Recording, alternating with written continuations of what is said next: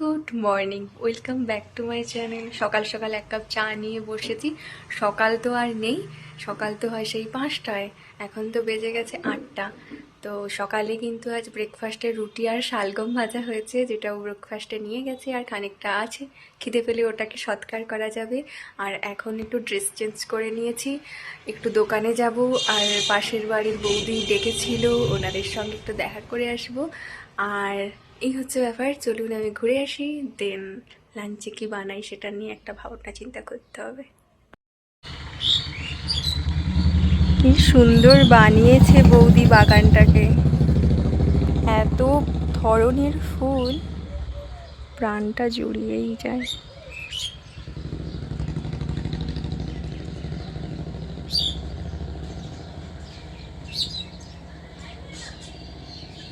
এখন চলে এসেছি দোকান থেকে, আর বৌদির সঙ্গে দেখা করে।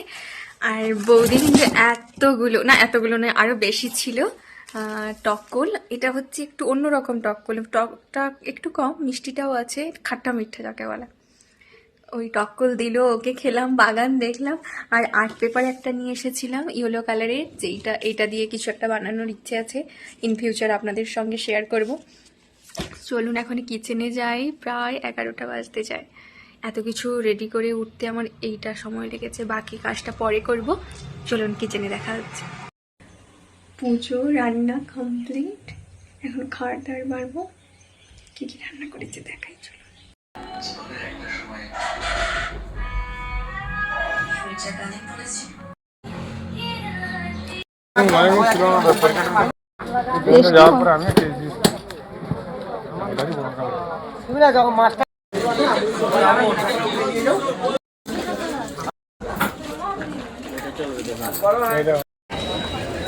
বহুদিন পর রাতে কিন্তু ভাত বানাচ্ছি।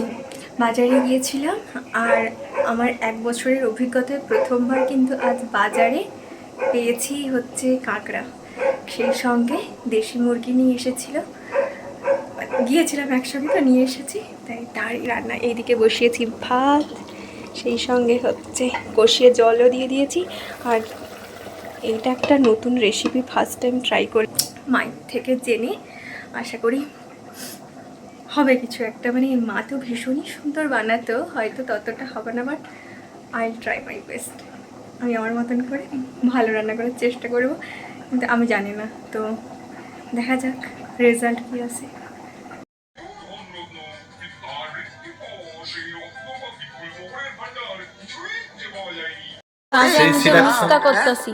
মশাই কি বলছে সেটা আগে শুনি।